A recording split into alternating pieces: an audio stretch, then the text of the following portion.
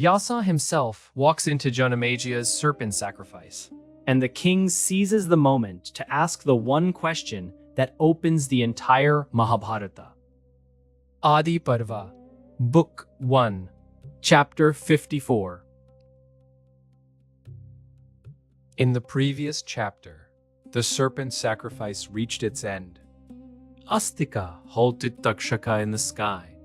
The king granted his boon, and the yagna closed with the distribution of gifts. Now into that same sacred ground, the great sage Vyasa arrives, and Janamejaya is about to ask him the question that sets the whole war story in motion. Word reached Krishna Dvaipayana that Janamejaya had been initiated for the Sarpasatra, the great Vedic rite for the destruction of serpents, and so the learned sage came to him. He was the one whom Kali, as Satyavati was known in her maiden days, had borne while still unwed, on an island in the Yamuna, fathered by Parashara, the son of Shakti. He was the grandfather of the Pandavas. At the very moment of his birth, he had grown to full stature by his own will and had mastered the Vedas together with their Vedangas, the 6 auxiliary disciplines, and the Itihasas, the ancient historical narratives. No one could match him through austerity, nor through Vedic study, nor through vows or fasting, nor through lineage or ardent zeal. He had divided the one Veda into 4, and was counted the foremost among all who knew the Vedas, learned in what is higher and what is lower, a Brahmarshi of the highest rank, a seer whose vow was truth and whose conduct was pure. Through him, the lineage of Shantanu had been extended, for he had fathered Pandhu, Dhritarashtra, and Vidura, and his fame was counted auspicious among all people. This was the sage who now entered the sacrificial hall of the royal seer Janamejaya, accompanied by disciples who had mastered the Vedas and the Vedangas. Inside the hall, Vyasa saw King Janamejaya seated in the midst of a great assembly, like Indra surrounded by the gods. Beside the king sat lords of various territories, royally anointed, and the officiating priests, skilled in the conduct of the yagna. When Janamejaya saw the sage arrive, he rose swiftly with his entire company, his heart filled with joy.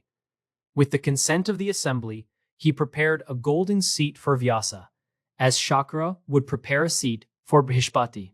He honored the sage, that granter of boons, worshipped by hosts of divine sages, with all rites prescribed by the Shastras.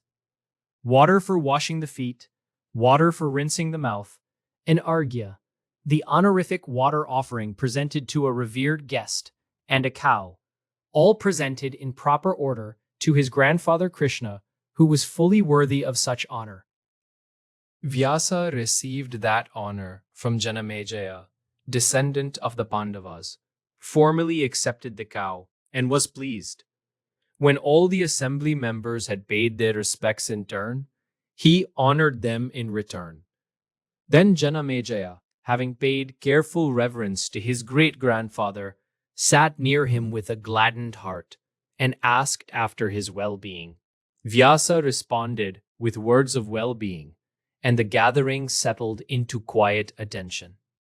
Then, with his palms joined together, Janamejaya addressed the foremost of Brahmins. You, sir, were a direct witness to the deeds of the Kurus and the Pandavas. I wish to hear their story from you, O Bhagavan. How did the rift arise among them, whose deeds were without blemish? How did that great battle come about, the one that brought destruction to so many living beings? Tell me all of this in full, all that befell those forefathers whose minds were seized by fate.